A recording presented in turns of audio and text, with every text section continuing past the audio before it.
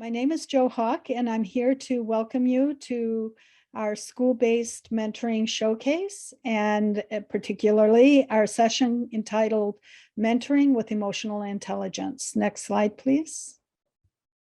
I'm filling in for Susan Sarimento, who is our program coordinator, but having technical difficulties and wasn't able to get in today. So next slide. I'd like to start by reading a disclaimer. The views expressed today are those of the participants, and I would say the presenters also, and may not necessarily represent those of the Governor's Prevention Partnership. The information provided is meant solely for educational purposes, and the Governor's Prevention Partnership is not liable for any outcomes related to its implementation of the implementation of the materials presented here today. Next slide, please. A few housekeeping points. Please keep your microphone muted. Today's session will be about 45 minutes. We may go over a little bit because we started late. It's up to the presenters how they present. The session is being recorded for further use, and if there is opportunity at the end, there will be question and answer. There is an option to put questions into the Q&A, which you'll find at the bottom of the screen, as well as the chat. So with that, next slide. I'm going to turn it over to our panelists, Catherine Lee, who is the Director of Ruler for Families at Yale's Center for Emotional Intelligence. Robin Stern is unfortunately not able to make it today, and Julie McGarry, who is the Director of Secondary Programming, and a much longer title than that. I wasn't able to get it on the slide. Also at the Yale Center for Emotional Intelligence. Next slide, please. And it's yours. Okay, thank you. Thank you for the introduction, Jo. We're really sorry that both Susan and Robin couldn't make it, but we're excited to be here. So we know, and I'm sure all of you know, that a mentor can be really a defining difference in a young person's life. And so our question to all of you is, what makes a good mentor? And maybe you can just begin to write that in the, I guess, do you have chat or is it just Q&A? It's chat. You have chat Okay. and Q&A. So. Okay, great. And I'll just begin talking while you're doing that, and then we'll see what you had to say. But I know that for myself, when I was a young adult, there were two women who were older than I was who really, their confidence in me inspired greater confidence in myself, and their genuine care for me and for my views and my feelings had a lasting impact, a positive impact on my life, and I feel forever grateful to them. And they opened up all kinds of unimagined possibilities for me. So how about you, Julie? Did you have a mentor in your life? Yeah, thanks, Catherine. A big quality that I can think of in mentors in my life has been really allowing me to peek behind the curtain of their mind. So not just being a role model, which is important, and modeling behaviors that one would want to emulate, but explaining why they made that decision, or why they took the action that they took, or didn't take the action that they didn't take. And so for me, it's been really helpful to kind of get to see behind people's brains. Help me explain and understand why you're doing that thing, so that I can start to apply some of those. And we have some thoughts in the chat too. Listening, encouraging, supporting in a non-judgmental way. Yeah, these are all fabulous qualities of a mentor. Thank you. You can continue to add those in the chat, and we'll have other questions for you today as we go along as well. Great. Okay, let's see. So we would like to tell you a little bit about the approach that we have at our center, which is called Ruler. And so at our center, at the Yale Center for Emotional Intelligence, there are two distinct kind of, I guess you could call them departments. So one side is the research side, and the other side is really our mission-driven, the mission-driven part of our center, which is where we develop content and we train educators primarily. We're also in the workplace, and these two departments do talk to one another. We learn from one another, so this is how we bring the latest research to the work that we do. And Ruler really is an acronym for the building blocks of emotional intelligence. So the R is for recognizing, which has to do with that developing awareness of how we're feeling, what's going on with me, what's going on with you, and just noticing. Understanding has to do with curiosity, both self-curiosity and curiosity about others, to want to understand, like, what's going on with me? I wonder why I'm feeling the way I'm feeling. And the same for, being curious about how others are feeling. The L is for labeling, which has to do with labeling how you're feeling. That is like building a rich feeling word vocabulary, having a nuanced way to really name what you're feeling. Expression, we all know that oftentimes we're responding more to the expression that somebody has than more than the words. What's on somebody's face, what are the vocal tones, the body language telling us. And then regulation can include some expression. What do you choose to do with the emotions that you're feeling? So we talk a lot about emotion regulation, which really is the premier skill of how to, what you do. It's like we have emotions, but the emotional intelligence piece comes in with what we actually do with our emotions. So, and the whole term emotional intelligence, I just want to talk about it for a minute because I think different people have different ideas about it. The term was first coined in 2004 by these two young psychologist researchers. One's name was Peter Salovey and the other was John Mayer. And they noticed that people with a certain cluster of skills just did better in life. And so they began to explore this more. And this was an abilities. So these are really skills that can be learned, which is great. I mean, we're all born with a certain temperament, but nonetheless, these are learnable skills. And it really has to do with individual's ability to process their own emotions and then what's going on socially. And just a little side note, Peter Salovey is now the president of Yale University. So I guess those skills served him well. Let's see, I'm having a hard time moving to the next slide here for some reason. Okay, here we go. So we say that emotions matter and that they matter every day throughout the day in all of our lives. And that's kind of like that's our motto.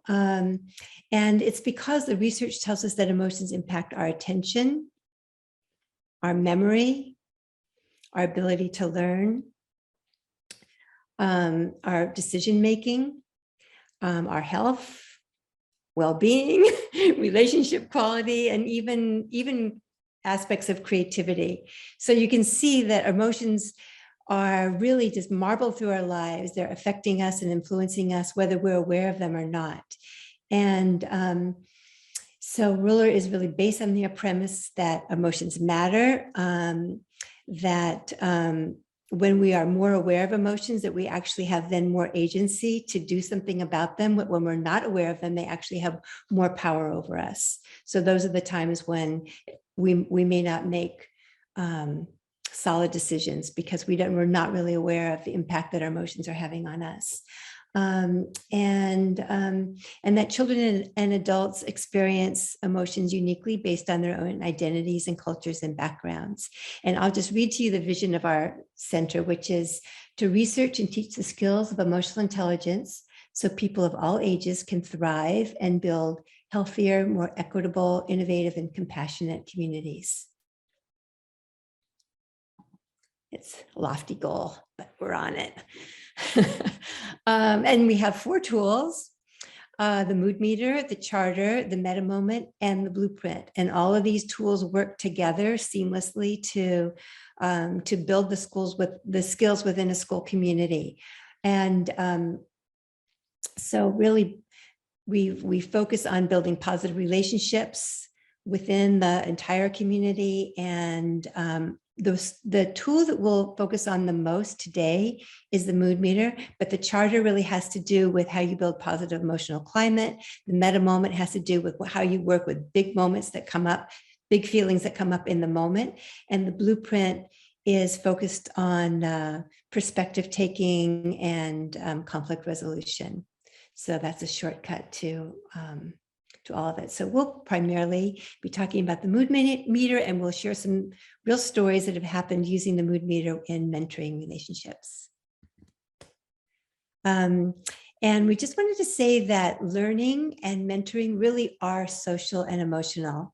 So you could think of it as being like how we learn, how we feel about ourselves as learners, how we are feeling emotionally in general. These are all wrapped together like the strands of a rope. It's just all intertwined in the brain and in our beings.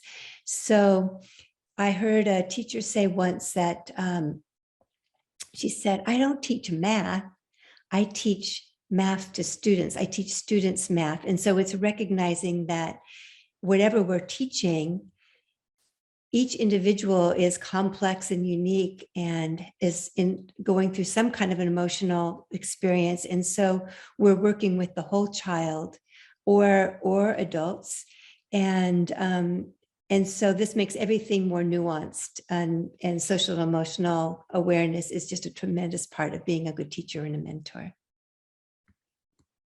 Julie, take it away. Thanks, Catherine. I love what you said about it being woven together like a rope. I think so often we hear people talk about, these are soft skills or these are non-cognitive skills. And I don't know about everyone who's attending here today, but I'll speak for myself. My emotions live in my brain.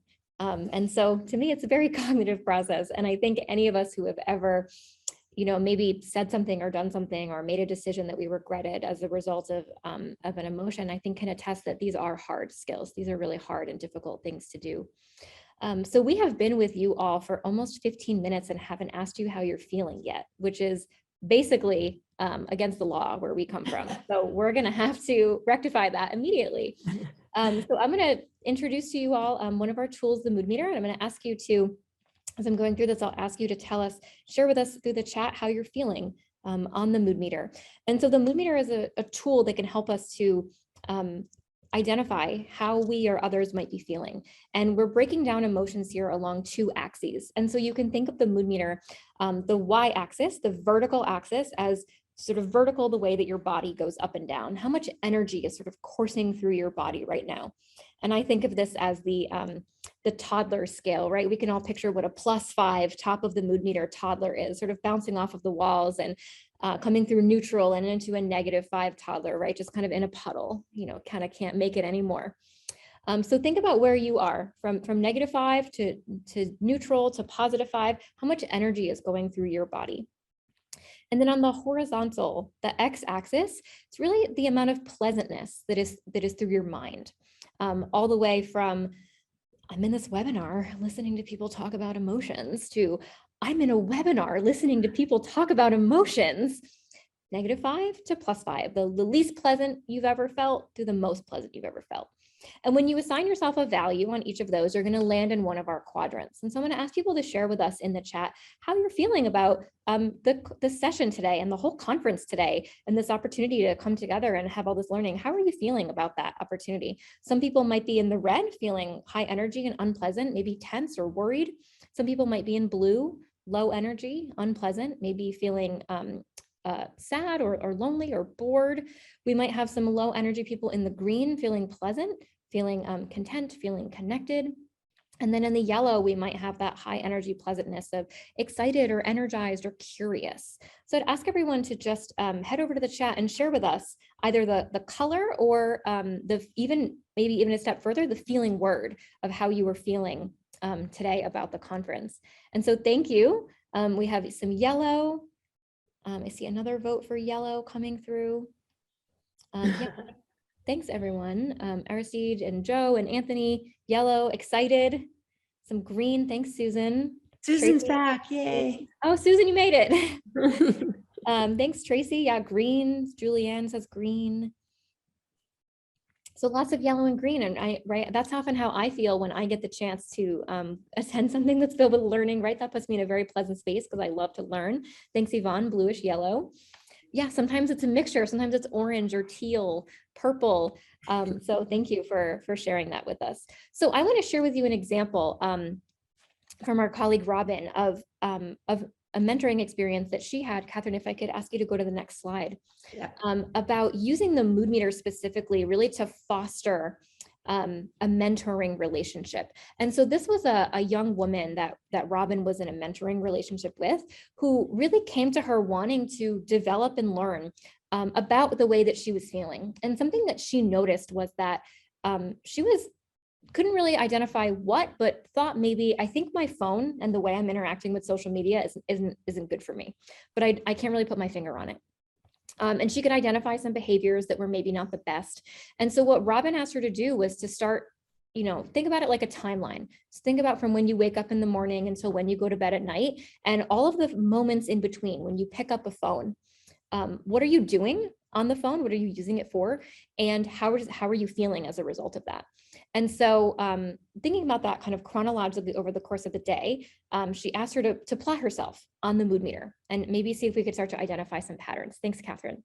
And so this young woman noticed that when it depended on what she was using.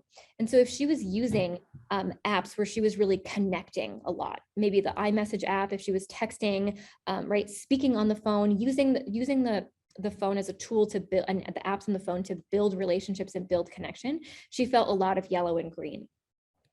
There were other apps that she was using where if she found herself sort of just mindlessly scrolling through the app, this thumb motion, right? We all know this one, that she was that those were leaving her in the red and in the blue, feeling things like envy or worry or stress or FOMO.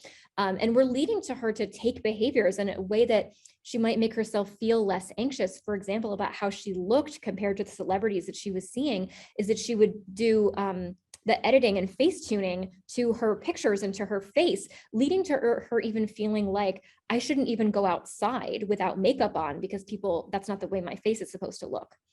And so she identified that her usage patterns were leading to all of these emotions that she was finding unhelpful. And she knew what she wanted to feel less of, and she knew what she wanted to feel more of. And so as a result of kind of doing this over a few days and weeks and looking at these patterns, and with Robin as a mentor, coaching her to say, you know what, you're seeing these patterns. Are there some changes you might want to make? And so she kind of completely flipped on its head the way that she was using her phone and decided that she was going to decrease the amount of time, sometimes we see teenagers are spending up to 10, 12 hours a day on social media. And so really saying, I want to decrease the amount of time that I spend on my phone. But it's not about zero phone. It's about that the amount of time that I spend on the phone, it matters what I'm doing. And so steering herself more towards these apps and usages that she felt were bringing her into relationship with others and bringing her into connection and leading to the feelings that she wanted to feel more of, and staying away from the apps that she thought were giving her feelings that were motivating her to do things that she thought were not healthy for her. And she and her family, I would say, both noticed a really significant change in her kind of ability to engage with other people, and just her overall mood and wellness really started to pick up just from this simple activity of just thinking about, hey, how are you feeling and what's going on for you? So I'll ask Catherine to go to the next slide. And we just think that, want to share with you that this is something that an emotionally intelligent mentor could do, could invite their mentee to think through what are some patterns, what's going on for you, and not to fix or to cure, but to engage and ask questions and try to find out more. And I know Catherine can share a way to do that. Well, just quickly, I mean, the good news is that you don't have to be trained in Ruler to be able to use the mood meter. So we have had a mood meter app for quite a few years, and now we have a brand new one. It's free, and we feel really great about it. And I think it will have a lot of appeal for young people. This is colorful and active. So this is what the mood meter looks like on the left. Let's do your first check-in. And by the way, the app is called How We Feel. So then let's say I click on low energy pleasant, and then I have all these options with feelings. I click on compassionate. So then it leads me into it gives me the definition down below. Compassionate, showing caring and concern for someone. I can at that point say, oh, yeah, that's how I feel, or no, that's not quite how I feel. And I might choose something else. But so then it takes me then to the next place. And it gives a lesson about feelings, and I can watch a video, and there are all different kinds of people who come onto the video and share. It's basically like a little tiny mini course about emotions. So you can get an emotion education from this app. So then here on this next slide, how are you feeling this afternoon? It's like, so that was one of the little videos. So you're having a feeling. And next one up next is, are you an emotion scientist or an emotion judge? Are you somebody who's curious about emotions? Are you somebody who's judging some of your emotions to be good, some of them to be not good, to be bad? So, and then it just carries you through. And what's really great is that you have the opportunity to, just like what Julie was showing you with the mood meter over time, you can begin to see your patterns. It saves your patterns. It saves the strategies that you might have. It saves all the information for you to go back and kind of look at the big picture and then give that a thought, sort of okay, how am I doing? Not only right now and today, but how am I doing sort of overall and big picture? And are there things that I need to think more deeply about? So we just want to encourage you to use that app, How We Feel, and explore it. Tell us about Inspired Ed, Julie.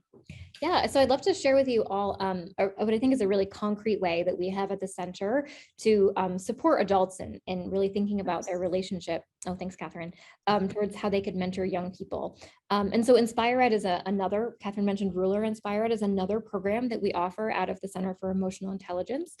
And it invites schools to form teams of students who are really going to lead the way here. And the adult is very much intentionally taking sort of a backseat role. And we're asking students to go through these 4 steps, which are easy to remember because it's A, B, C, D. And the A stands for assessing school climate. So just at a baseline, kind of where is our school right now? And the B is for brainstorm. What could we do if we can zone in on an area that is a little bit lower and we want to boost that up, or a strength that we want to make even stronger? What could we start to do about that?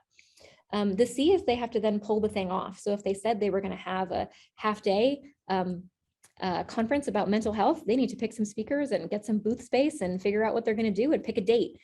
So whatever they pull off their project, we then ask them to debrief their successes and impact and how did they feel like they grew as a part of doing that project, but also how were they able to impact their school and were they able to move the needle on these things.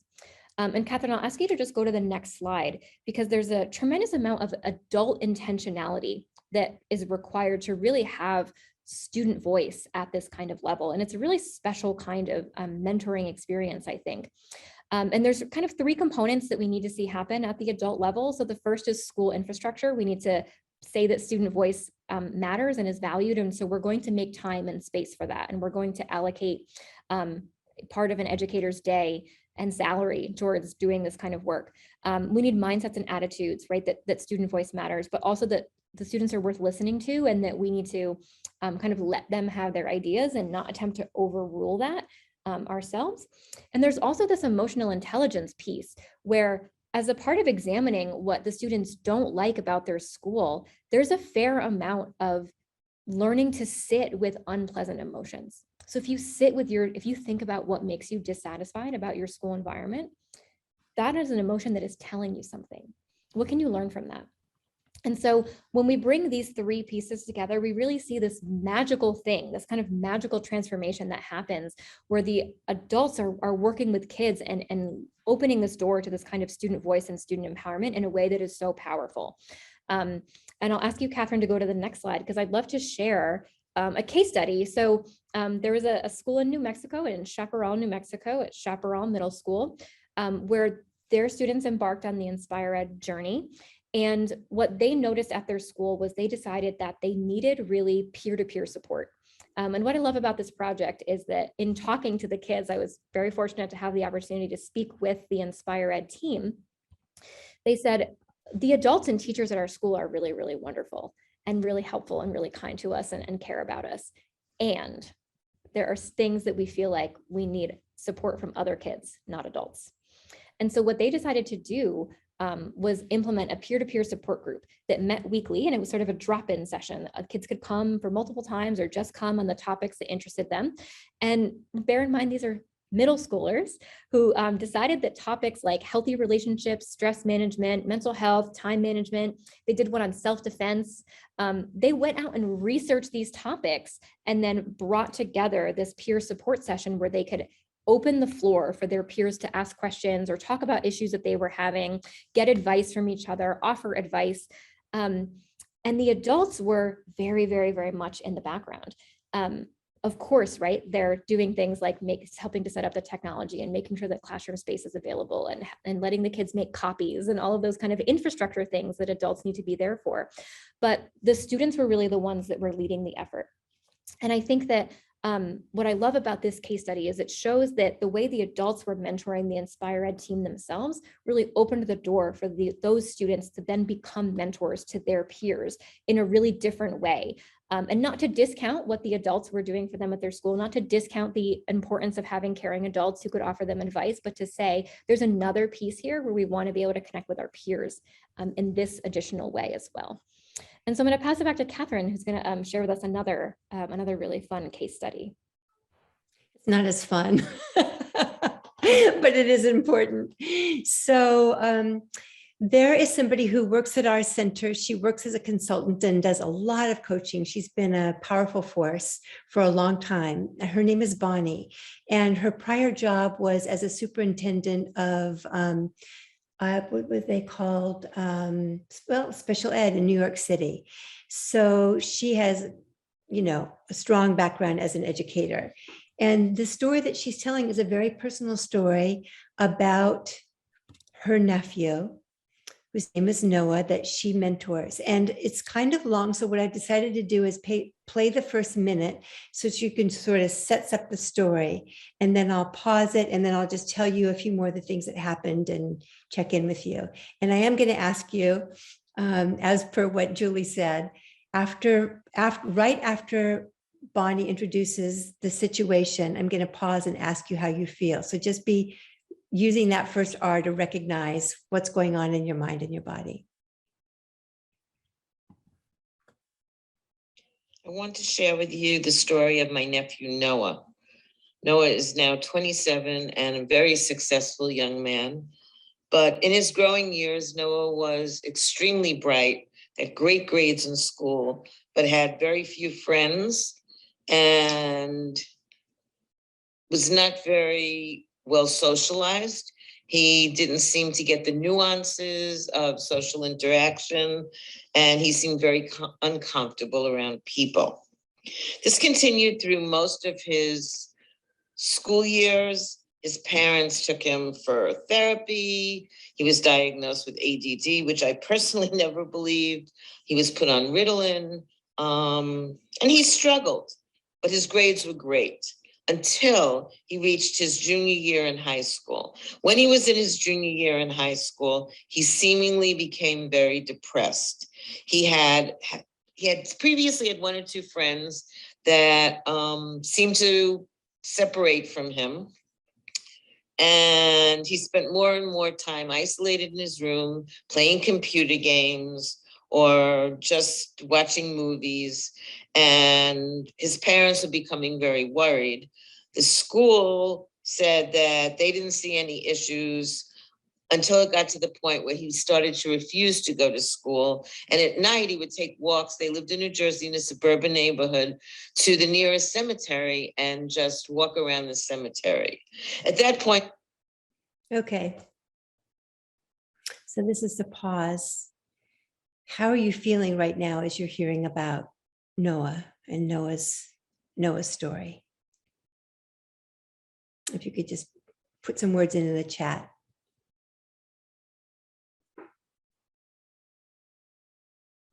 Yeah, thanks. You can continue to send those in. Catherine, we're seeing Great. Worried, concerned, sad. Right. So, I've just kind of listed in bullet points, just some of what happened. So I might have to look over here because I want to be sure I don't leave out important parts of the story. So his parents, everybody realized he was in trouble, and that Bonnie encouraged him to get see a new doctor and get a new diagnosis. And the diagnosis was that he was on the spectrum and he had an auditory learning disorder. The school said they had no support for these kinds of learning needs. So this is about the point that Bonnie retired from her as a superintendent in New York City, and she came to work at our center. So she thought, wow, I've got all of these ruler tools right here in front of me. I could share these with him. And so And she thought, this would give him both the words and a platform to be able to share more about his experience. So she taught him to check in the meter during the day. This is way before we had an app. So he had a poster in his room, and she would call him every evening and ask him how he was feeling, why he thought he was feeling that way, what he thought maybe he wanted to do about it. What did he want to do with those feelings? Did he want to stay with that? Would he like to feel something different? And one of the things that was striking to her is how impoverished his feeling word vocabulary was. In the beginning, he would just say words like, oh, okay, good. And we probably know a lot of people like this, and we can get lazy ourselves. I find myself doing the same thing sometimes. But that concerned her because he wasn't going to be able to really move forward to get his needs met if he couldn't really connect and share what was going on with him. They also enrolled him in a new school since the other school was not able to meet his needs, and it was called Franklin Academy. And that school used the mood meter in the classrooms, in group therapy sessions, in the dorms during their community meetings. So he had a chance to just go more deeply into learning about these skills and these tools, and so that it could kind of become more his own. And he began learning to regulate his emotions more effectively, and he continued to do well in school academically.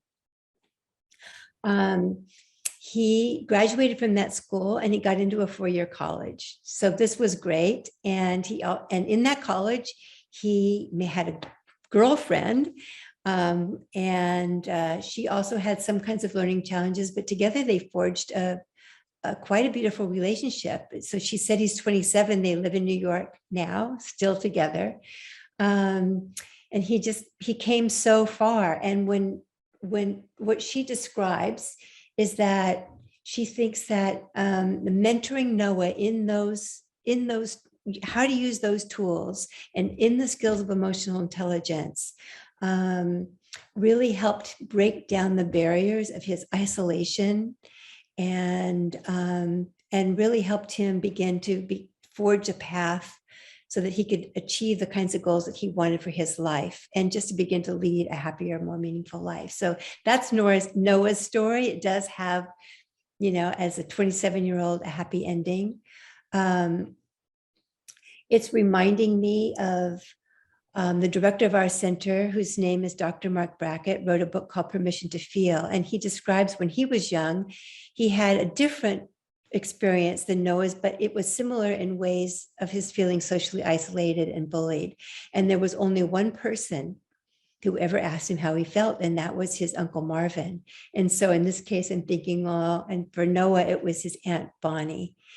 And so I'm just going to ask all of you, in your life, who has been, as you were growing up, was there at least one person who comes to mind that asked you how you felt, and that who cared to hear what you had to say?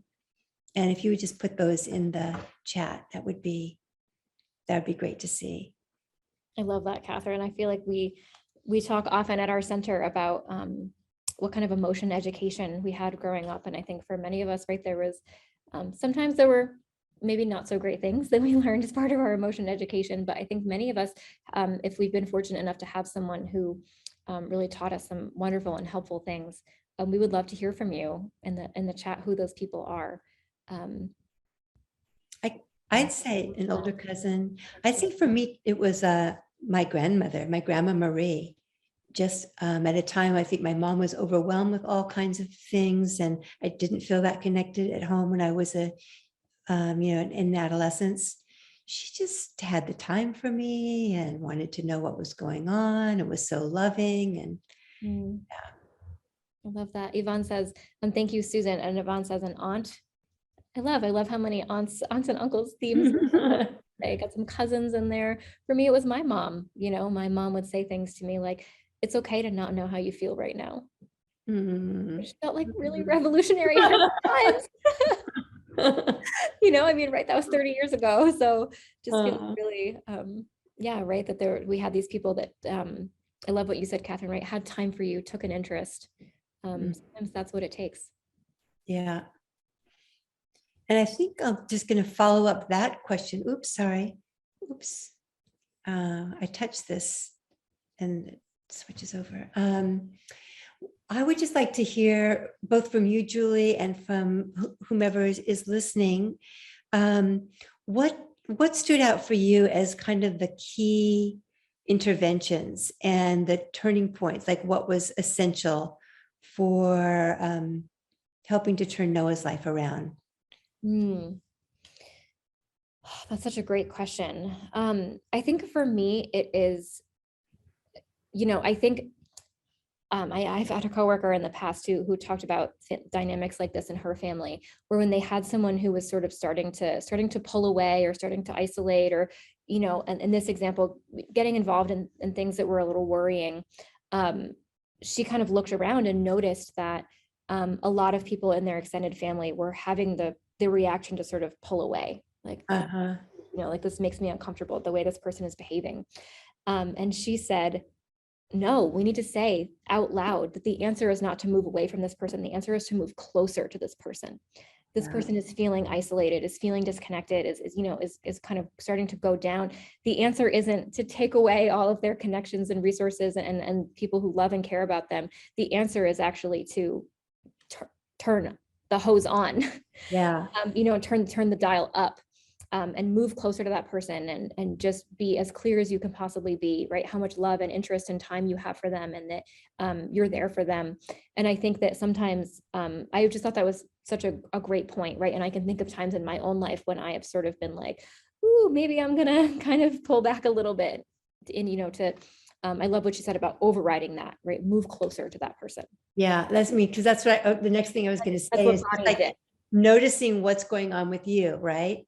Yeah. Because it is so easy to, if somebody has behaviors that are unsettling Mhm. or seem to push you away, it is, it can bring up a lot in us. And so so that again, that awareness, then it can become like a decision point. Mhm. Am I going to go with that, or do I want to shift into something else and think about this in a different way? And I love what you said about Bonnie, being at work and hearing something. It's like, oh, he could really use this. That tells me, right, that this her nephew's on her mind all the time. And right, Yeah. what a gift to give someone to have them be on your mind. Yeah. I was at a school years ago when we rolled out Ruler in California. And one of the things that was so funny, and now I've heard it many times, we begin with the adults. So all the adults learn the skills before they're ever rolled out to the students. But teachers would come back to school and say, this has actually been really good for my husband and I too. Things like this has been really good for my family.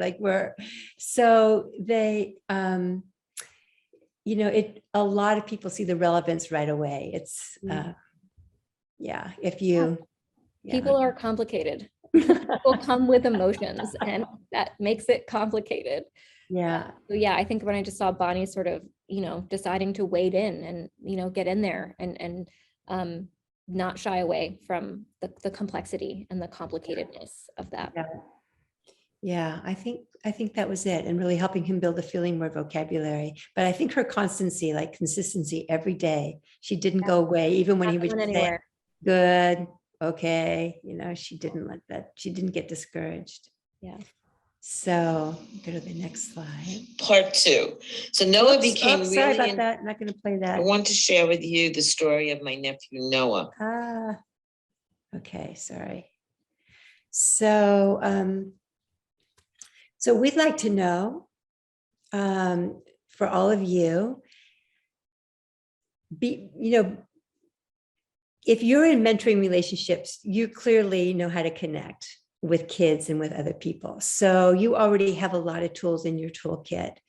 How are you communicating the idea that emotions matter within your mentoring relationships right now? What are some of the things that you do?